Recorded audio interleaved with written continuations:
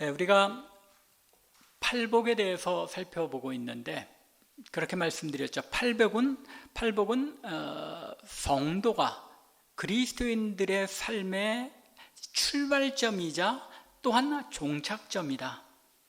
그러니까 그리스도인으로 이 땅을 살아가는 삶에 처음부터 마지막까지 관통하는 것, 그것이 팔복에 나타난 성도의 삶입니다.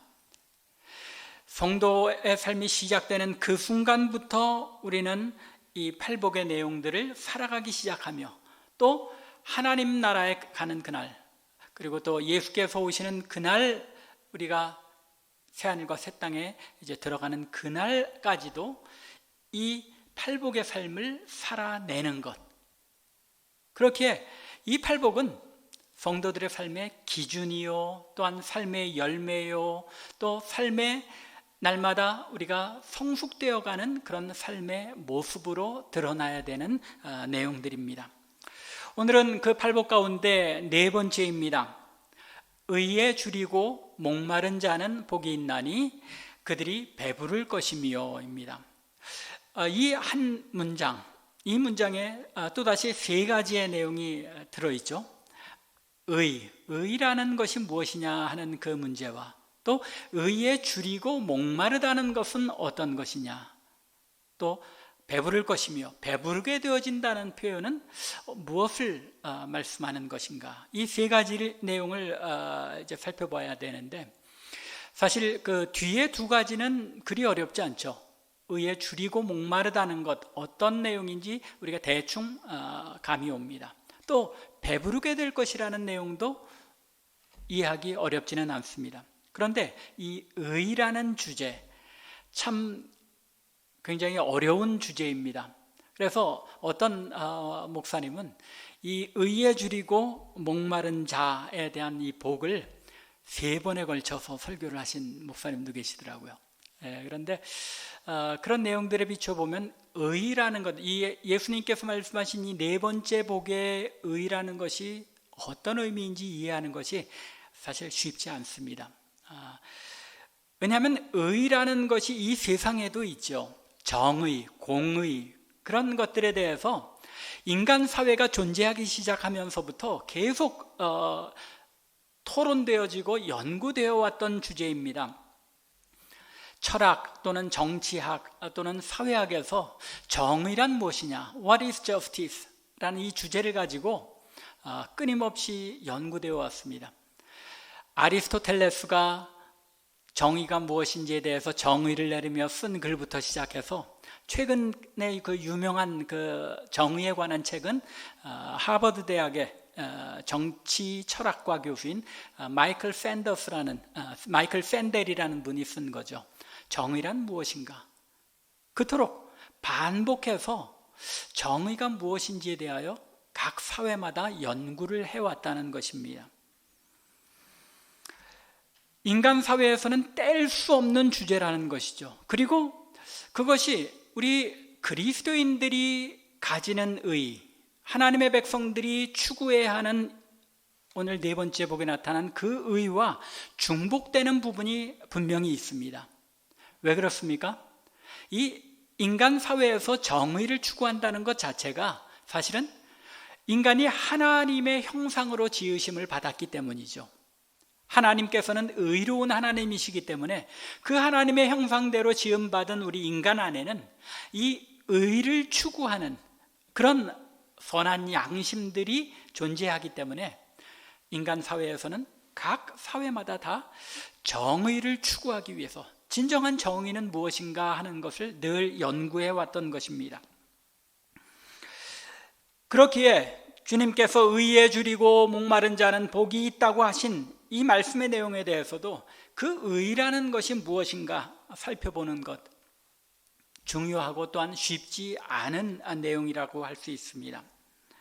더욱이 의에 줄이고 목마른다는 것이 중요한 것은 바로 그것이 하나님의 백성의 특징이라는 사실에 있습니다.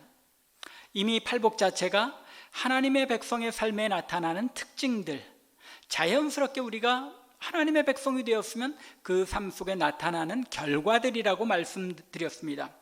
그것처럼 이 네 번째 복도 역시 하나님 나라 백성이기 때문에 의를 추구하지 않을 수 없는 그런 삶을 사는 것, 이것이 하나님의 백성의 삶의 특징이라는 것입니다.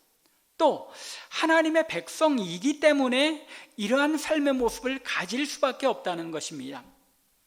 우리가 첫 번째부터 세 번째 복이 그러했죠. 심령이 가난한다는 것, 하나님의 백성은 심령이 가난할 수밖에 없는 것이죠. 왜 그렇습니까?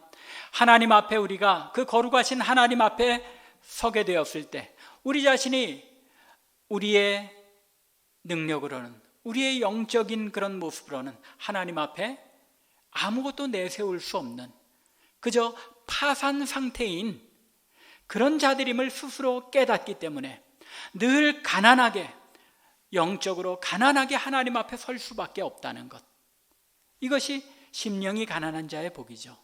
심령이 가난하기 때문에 하나님만 바라볼 수밖에 없는 것, 이것이 하나님의 백성의 삶의 특징이었다고 말씀드렸습니다.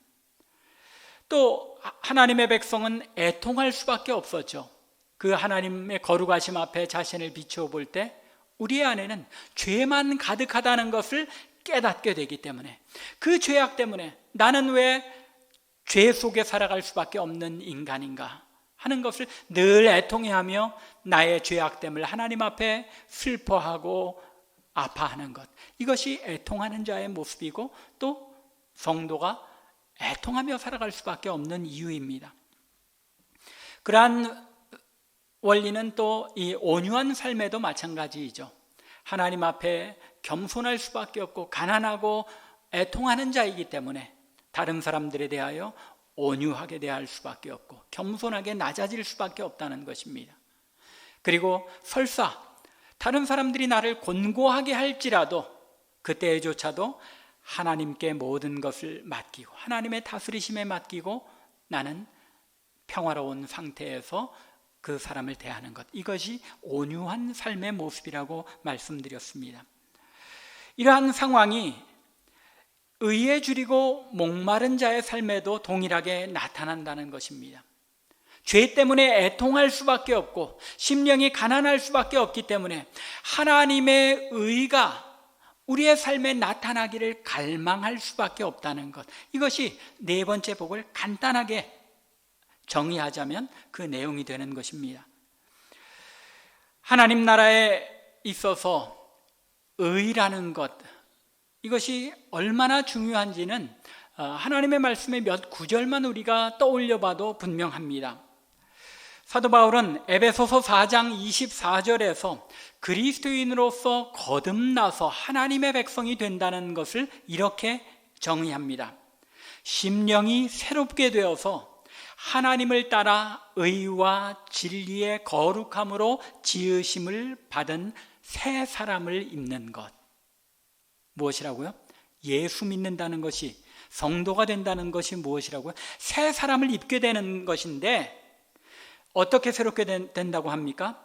심령이 새롭게 되어서 그 하나님의 형상을 따라 의와 진리의 거룩함으로 새롭게 지으심을 받은 사람이 바로 성도라는 것입니다. 의와 진리의 거룩함, 의로 지으심을 받았다는 것입니다.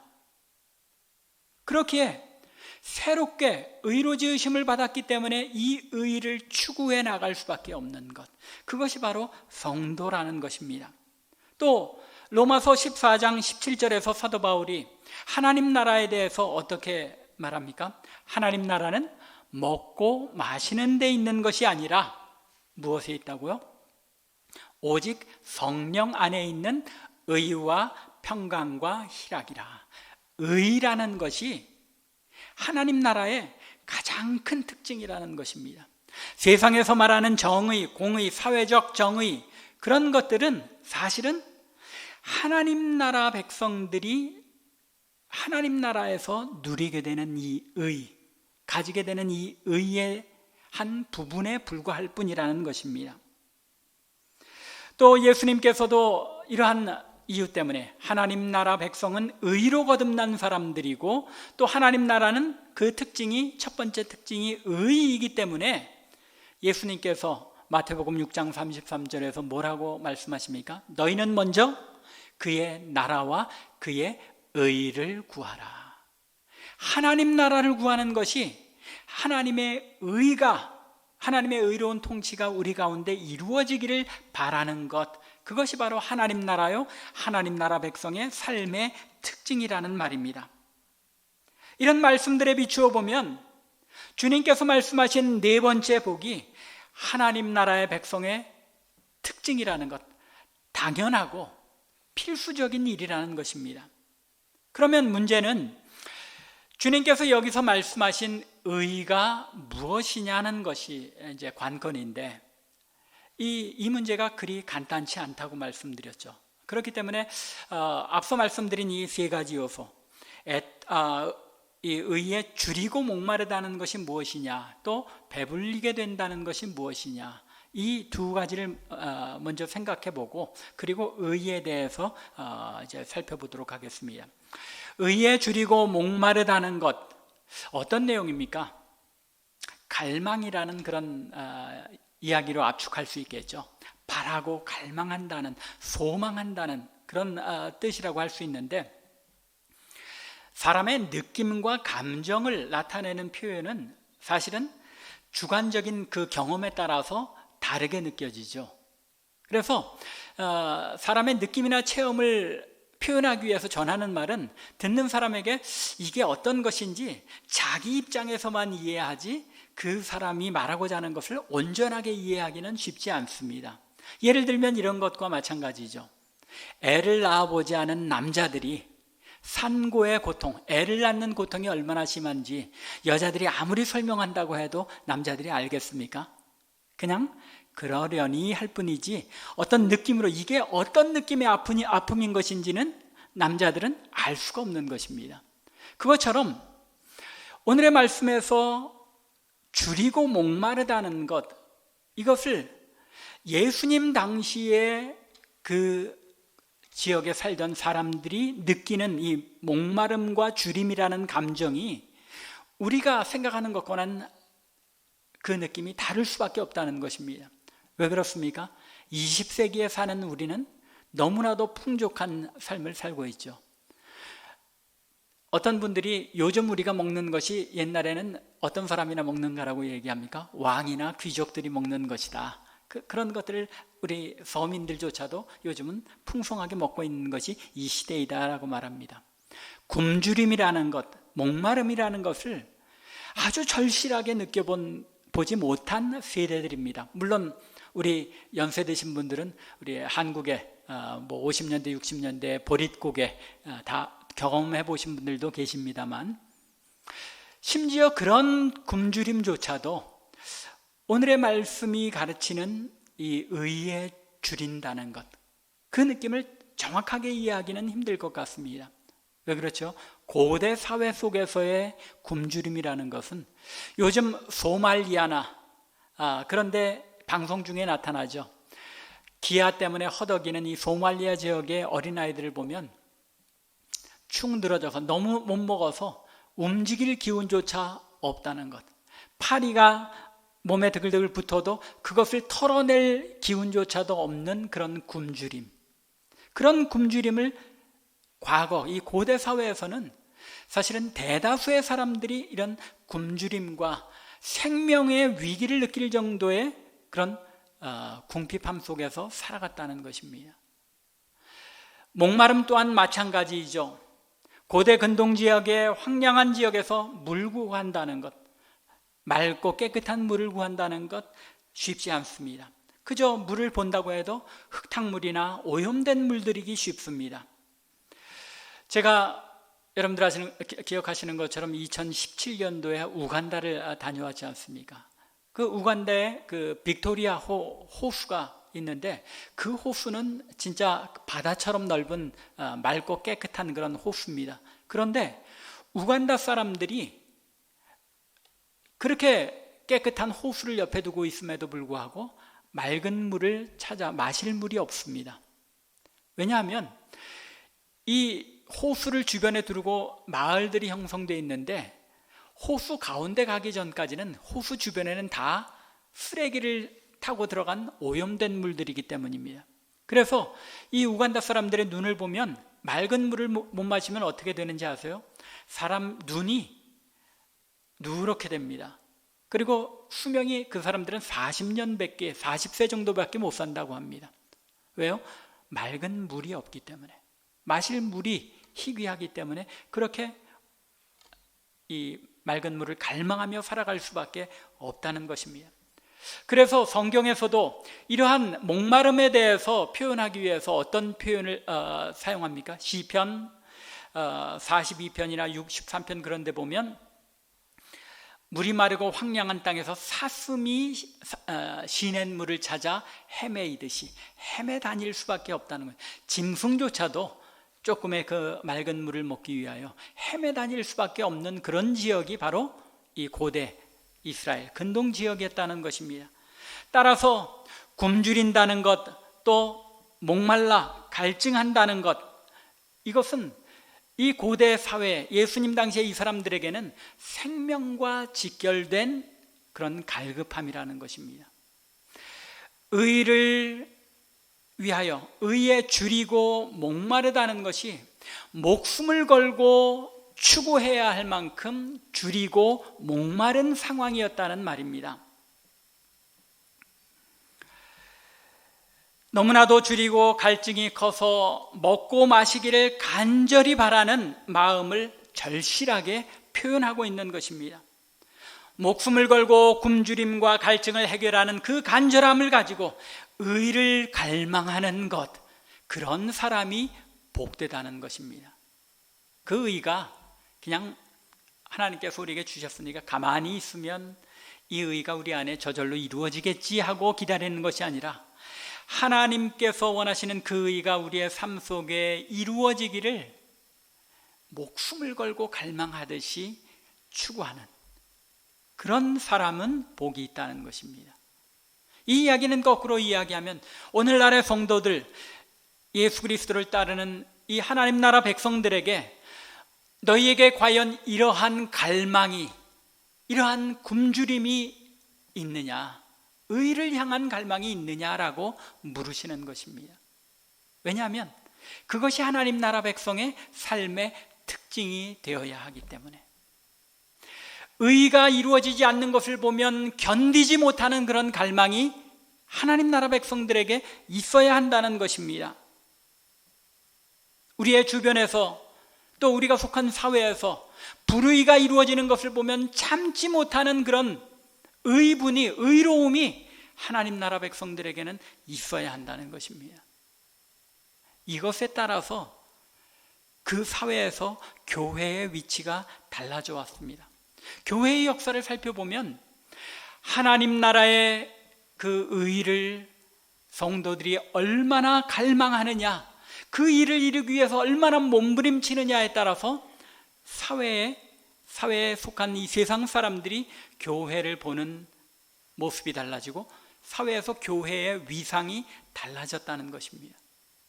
여러분들 한국 사회에서 교회와 성도들이 욕을 먹고 존중받지 못하는 이유가 어디에 있다고 생각이 됩니까? 의를 추구하는 이 하나님 나라 백성의 특징이 없어졌다는 것입니다. 사라져버렸다는 것입니다. 오히려 하나님의 백성들이 그 불의에 동참하고 그 불의를 앞장서서 행하는 그런 모습이 드러나기 때문에 세상 사람들로부터 하나님 나라의 위상이 땅에 추락하고 하나님의 영광이 가려지게 되고 말았다는 것입니다. 하나님 나라 백성들은 의에 줄이고 목마른 자의 특징을 가지고 살아가야 한다는 것입니다. 단순히 그랬으면 좋겠다가 아니라 우리의 목숨을 내걸고라도 이 의를 이루고자 하는 그런 갈망이 있을 때 그러한 하나님의 백성들이 복이 있다는 것입니다. 이러한 복 있는 하나님의 백성들 될 수 있기 바랍니다. 우리 가운데 이런 의를 추구하고 의를 이루기 위하여 몸부림치는 사람들이, 그런 성도들이 한 사람 두 사람 더 많아질 때에 교회는 세상의 빛이 되고 세상을 변화시키는 변화의 도가니가 될 수 있는 것입니다.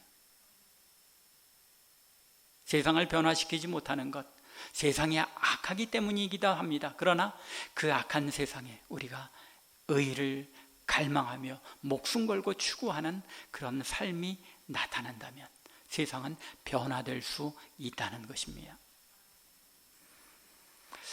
그런데 여기서 중요한 것은 이런 갈망, 열심은 있는데 의가 무엇인지 정확하게 알지 못한다면 사실은 그것은 헛된 열심이죠.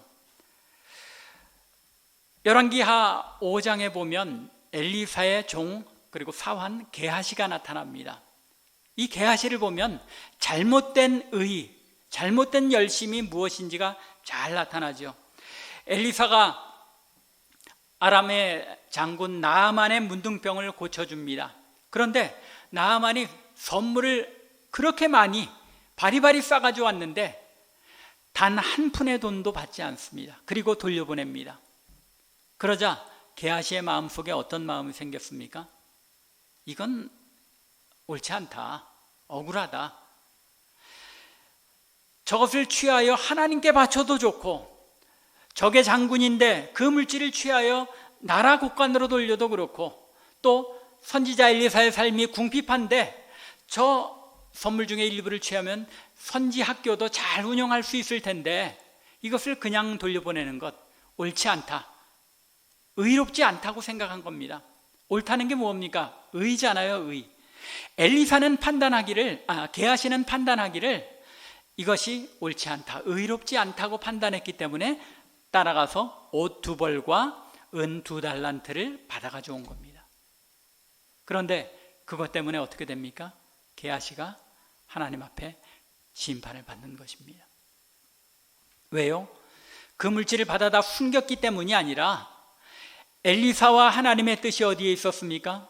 나만 장군을 그 병을 고쳐주고 단 한 푼도 받지 않음으로써 하나님의 구원의 은혜는 값없이 주는 은혜다라는 것을 알려주기를 원했던 것인데 엘리사의 뜻, 하나님의 뜻, 그 의를 몰랐기 때문에 게하시는 자신의 열심으로 자신의 의에 충만해서 가서 선물을 받아왔기 때문에 결국은 멸망을 받게 된 것입니다. 열심은 있었는데 자기 나름대로의 의의가 무엇인지는 생각은 했는데 그것이 하나님께서 원하는 그 의의와 맞지 않았기 때문이라는 것입니다. 의의를 올바로 아는 것이 그만큼 중요하다는 것입니다. 의의가 무엇인지 올바로 알지 못하고 대충 갈망할 때에 이러한 잘못을 범하기 쉬운 것입니다. 하나님의 나라의 백성의 의의가 아닌데 그것을 의라고 여기고 목숨 걸고 달려든다면 과연 어떤 일이 일어나겠습니까? 바리새인들의 의의가 바로 그런 의의였죠. 하나님께서 원하신 그런 의의가 아니었습니다. 자신들이 규정하고 자신들이 세운 의의였습니다. 그런데 그 의의를 지키기 위하여 목숨 걸었기 때문에 예수님께서 뭐라고 말씀하십니까? 독사의 자식들아, 회칠한 무덤 같은 자들이라고 책망하신 것 아닙니까? 열심은 있었는데 갈망은 있었는데 뭐가 잘못된 것입니까? 올바른 의의가 무엇인지를 몰랐다는 것입니다. 의의를 올바로 한다는 것이 이렇게 중요합니다. 그러면 과연 오늘 본문 말씀에서 가르치는 의의가 무엇입니까? 이게 참 너무 저도 고민하면서 준비하기가 어려웠던 부분인데 이미 말씀드린 것처럼 이 의의 혹은 정의, 공의가 무엇인지에 대해서 오랜 옛날부터 인간 사회에서 연구되어 왔습니다. 그 견해에 의하면 사실은 이 세상의 법이라는 것, 의라는 것, 공의라는 것, 정의라는 것은 사실 두 가지로 대별이 됩니다. 하나는 뭐냐면 균등적, 평등적 정의와 또 하나는 배분적 정의라는 것입니다. 이것이 이제 사회학자들이 정의하는 정의의 내용인데 균등적 공의는 무엇이냐면은 모든 인간들은 똑같은 가치를 가지고 태어났기 때문에 똑같은 대우를 받아야 한다 하는 것입니다. 그리고 균등적 평등이라는 것은 배분적 평등이라는 것은 사람들이 그 사람의 가치에 따라서 더 존중을 받아야 할 사람도 있고 덜 존중받아야 하는 것도 있고 또 내용상으로 구분이 되는 그런 정의가 있다는 것입니다. 그렇잖아요. 열심히 일한 사람하고 일을 안 하고 그냥 논 사람하고 똑같이 대우를 받으면 어떻습니까? 불평을 할 수밖에 없는 것이죠. 공정한 사회라는 것은 그만큼 노력한 사람은 더 그만큼 대우를 해야 되고 덜 노력한 사람은 덜 대우를 받아야 한다는 이것이 배분적 정의라는 것입니다. 그런데 인간 사회에 이런 정의라는 것, 그것이 이런 개념이 사실은 성경에서도 말씀하는 그런 정의의 한 모습이기도 합니다. 성경을 보면 이 정의, 공이라는 것이 이 굉장히 중요한 단어이기 때문에 죄송합니다만 히브리어 단어 자체를 말씀드리겠습니다. 미슈팟 우찌라카라는 그런 말로 공정과 정의, 공평과 정의 그런 말이 됩니다. 그래서 예수님께서 오시면은 어떤 세상이 이루어진다고 성경에서 구약 성경에서 가르칩니까? 공평과 정의로 다스리시는 그 주님이심을 말씀합니다. 메시아께서 그렇게 오실 것을 가르칩니다. 즉 하나님 나라의 그 특징은 공평과 정의로 다스려지는 것인데 이 공평과 정의라는 것이 사실은 성경 전체에서 어떻게 가르치는지에 대해서 우리가 주의를 기울여야 할 필요가 있는데 선지서를 보면은 대표적으로 이렇게 나타납니다. 아모스 선지자, 이사야 선지자, 미가 선지자 같은 이 8세기 선지자들은 그 선지서에서 공평과 정의를 어떻게 이야기하냐면 가난한 자, 과부, 고아들, 연약한 자들을 그 억울함과 가난으로부터 벗어나도록 돕는 일, 그런 것을 가리켜서 공평한 재판이라고 구약 성경에서는 표현했죠. 사회제도 속에서 불공정한 것을 바로잡는 일, 이것은 앞서 말씀드린 배분적 정의나 또 평등적 정의를 종합해서 이 밸런스 있는 그런 사회를 이루기 위한 그런 공의에 대한 정의죠. 정의라는 게 definition, 그런 의미에서 정의입니다. 즉 구약 성경에서 공의라는 것은 억울하고 힘들고 연약한 자들을 세워서 그 권한이 없고 권리가 없는 자들을 그 권리를 가질 수 있도록 세워주는 것, 공평한 사회를 가리키는 것이죠. 그런 사회를 가리켜 정의가 있는 사회, 주님께서 오시면 그런 평등적인 정의가 이루어지는 사회가 된다는 것입니다. 그런데 이것만으로 다가 아니라 신약에 오면 의라는 것이 조금 더 다른 개념을 가지게 됩니다. 우리는 죄인인데 하나님 앞에서 어떻게 되었습니까? 의롭게 되었잖아요. 여기서 의롭게 되었을 때의 그 의라는 것은 무엇입니까? 칭의라고 말하죠. 신학적인 용어로.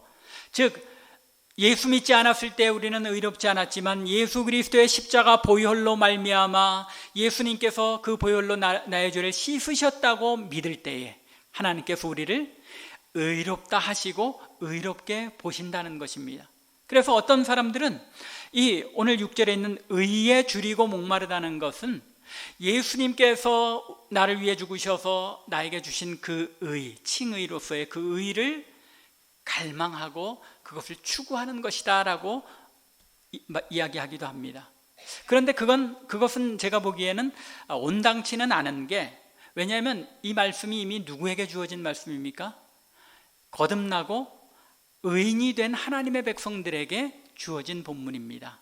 그런 의미에서 계속적으로 추구한다는 의미에서는 어느 정도 타당성이 있지만 이미 우리 안에 의가 주어졌다는 면에서는 그렇게 의를 좁혀서 제한할 수 없다는 것입니다. 세 번째, 이 의에 대한 개념인데 이것이 가장 중요한 부분입니다. 어떻게 본다면 앞서 말씀드린 사회정의라는 그런 개념에서의 정의, 공평, 그것과 칭의라는 예수 그리스도로 말미암아 의롭게 되었기 때문에 가지게 된 의라는 이 요소들을 다 포함하는 개념인데, 그것은 옳고 바르고 정당한 것을 추구한다는 개념입니다. 자, 이 부분이 이제 조금 더 우리가 깊이 이해할 필요가 있는 부분인데, 앞서 공의, 공평이라는 것은 미슈팟 우 찌다카라고 말씀드렸습니다. 미슈팟이라는 것은 뭐냐면은 백성들 사이에서 이제 공평하게 재판이 이루어짐으로써 공정한 사회가 되는 것, 그것이 미슈팟입니다. 그런데 이 찌다카라는 단어는 어떤 개념이냐면 사람들 사이에서 이루어지는 관계 속에서 이루어지는 의를 이야기합니다. 이 두 가지가 다 바로 오늘 예수님께서 말씀하신 의에 줄인다는 이 의의 개념인데, 사람들 사이에서 올바름을 행한다는 것의 기준이 어디에 끼어 있습니까? 그 기준은 하나님께로부터 온다는 것입니다. 하나님께서 하나님 나라의 기준이 되시고 하나님 나라 백성의 삶의 기준이 되시기 때문에 이 찌다카라는 것이 사실은 공정한 저울을 나타내는 때도 찌다카를 사용하는데 기준이 된다는 이야기죠. 하나님께서 이 옳음의 기준이고 올바름의 기준이 되시는데, 이 하나님의 올바르심, 의로우심을 우리가 우리의 삶 속에 나타나게 되기를 갈망하는 것이 바로 예수님께서 오늘 말씀하신 의의 개념이라는 것입니다. 따라서 이 의 속에는 사회 정의로서의 의도 포함이 되어 있죠. 그렇죠? 하나님께서 보시는 올바른 것, 그것은 연약한 자들도 그 연약함에서 벗어나도록 우리가 세워가는 것, 그것이 하나님의 공의요 또 정의라는 것입니다. 그렇기 때문에 하나님 나라 백성으로서 하나님께서 원하시는 그 뜻을 추구하는 삶, 그것이 의를 갈망하는 삶이라는 것입니다. 즉 하나님 나라 백성으로서 하나님의 다스리심, 하나님의 그 의로우신 뜻이 내 삶을 통하여 나타나기를 갈망하는 것이 바로 의를 갈망하는 삶, 의에 줄이고 목마른 삶의 모습이라는 것입니다. 이 세상에서 모든 사람들이 다 이 의를 추구할 수 있는 것이 아니죠. 왜 그렇습니까? 예수님께서 사도 바울이 로마서 3장 10절에서 뭐라고 말씀합니까? 의는 없나니 하나도 없나니라고 말씀합니다. 시편의 말씀을 인용한 것인데, 이 말씀은 인간이 타락되었기 때문에 아담의 타락 이후로 모든 인간은 의를 행할 수 있는, 올바른 의가 무엇인지를 알 수 있는 능력이 다 타락되어서 사라졌다는 것입니다. 하나님 앞에 의로울 수 있는 인간이, 의를 찾아갈 수 있는 인간이 없게 되었다는 것입니다. 따라서 이 세상에서는 공의를, 사회 정의를 아무리 찾는다고 외친들 찾아질 수 없다는 것이죠. 의를 추구하고 올바른 의를 찾아갈 수 있는 것은 누구뿐이라는 것입니까? 하나님의 백성들만이 하나님께서 원래 우리 인간을 향해 가지셨던 그 공의, 하나님 나라의 통치의 특징으로 우리에게 주시기를 원했던 그 의를 찾아갈 수 있고, 그 의가 무엇인지를 깨달은 자들이 바로 그리스도인들이라는 것입니다. 예수 믿는다는 것이 아까 무엇으로 거듭났다고요? 의와 진리의 거룩함으로 거듭났다는 것이 바로 그런 의미라는 것입니다. 하나님의 성령께서 우리로 하여금 거듭나게 하심으로 말미암아 우리가 이제는 하나님께서 우리에게 원하시는 그 의가 무엇인지를 알 수 있게 되었고, 또 성령의 역사로 말미암아 그 의를 찾아갈 수 있게 되었다는 것입니다. 여기에서 이제 배부름을 얻는다는 것, 배부를 것이며 라는 의미가 무엇인지가 드러나게 됩니다. 이렇게 우리의 목숨을 다하는 갈망으로 하나님께서 우리를 향해 가지신 그 의의가 드러나는 삶을 살아내기를 갈망하며 살아갈 때에 어떻게 된다는 것입니까? 그러한 삶이 우리 가운데 이루어지게 하신다는 것입니다. 이것이 하나님 나라 백성들의 복이라는 것입니다. 여러분들의 매일의 삶에서 이 사회의 정의를, 또 우리 주변 사람들과의 관계 속에서 하나님께서 원하시는 올바름이 무엇인지를 갈망하며 그것을 실천하며 살아가려고 애쓰고 노력한다면 어떻게 된다고요? 배부를 것입니다. 그 욕구가 채워질 것이라는 말입니다. 하나님께서 우리 가운데 그러한 삶이 이루어지게 하신다는 것입니다. 그러한 삶이 이루어지게 될 때 또 어떻게 되는 것입니까? 이 갈망은 끊임없는 갈망입니다. 하나님의 의를 향한 이 끊임없는 갈망 때문에 우리에게 하나님의 의가 이루어지는 삶이 나타나게 되면 더 큰 의가 나타나기를 갈망할 수밖에 없고, 하나님께서는 그 의를 갈망하는 주의 백성들에게 그러한 삶을 또 허락하심으로 말미암아 날마다 우리의 삶은 더 큰 의, 더 올바른 하나님 나라의 의를 갈망하는 삶을 살아가게 된다는 것입니다. 이것이 하나님 나라 백성의 복 아닙니까? 하나님 나라 백성만이 누릴 수 있는 복이라는 것입니다. 더 의를 추구하고 더 갈망할 수밖에 없는 이런 삶을 살아가도록 하나님께서 우리를 의와 진리의 거룩함으로 하나님의 형상을 따라 새롭게 지으셨다는 것입니다. 우리는 이 의에 따라서 살아갈 수밖에 없는 사람이라는 것입니다. 의에 줄이고 목말라 하며 살아갈 수밖에 없다는 것입니다. 여러분들이 의로운 일을 행하지 못했을 때 여러분들의 양심이 어떻게 말합니까? 하나님 앞에 회개하지 않을 수 없게 성령께서 우리의 마음에 역사하지 않습니까? 그래서 우리로 하여금 의로움을 추구해 나가도록 하시고 그 의로운 삶을 이루어 나가게 하신다는 것입니다. 이런 영적 갈망이 우리 가운데 있기를 바랍니다. 이 영적 갈망을 너무나도 사모하고 갈망하기 때문에 하나님께서 우리에게 이 영적 갈망을 채워주시는 그런 은혜가 있기를 바랍니다. 이러한 체험이 날마다 쌓여갈 때 우리는 하나님 앞에서 거룩한 하나님의 백성의 삶을 살아내는 것이고 하나님의 나라가 우리 가운데 임한 삶을 살아내게 된다는 것입니다.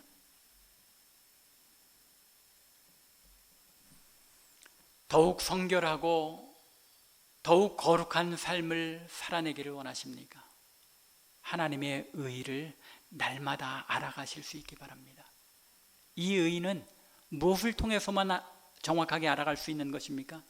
하나님의 말씀을 통해서만, 하나님의 말씀을 더 가까이 해야만 하나님께서 우리에게 원하시는 그 의가 무엇인지를 더 정확하게 알아갈 수 있게 된다는 것입니다. 말씀을 모를수록 우리는 게하시처럼 우리의 생각에 옳은 대로 행할 수밖에 없고, 말씀을 정확히 알아가고 더 깊이 묵상해서 이 말씀이 내 것이 되면 될수록 하나님께서 내게 원하시는 그 의가 무엇인지를 더 분명하게 알고 행하며 그 의를 갈망함으로 이 영적 갈망이 채워지게 된다는 것입니다. 이 은혜의 자리에 이르는 참빛교회 모든 성도들 되기를 바랍니다. 의에 줄이고 목마른 자는 복이 있다고 말씀하셨습니다.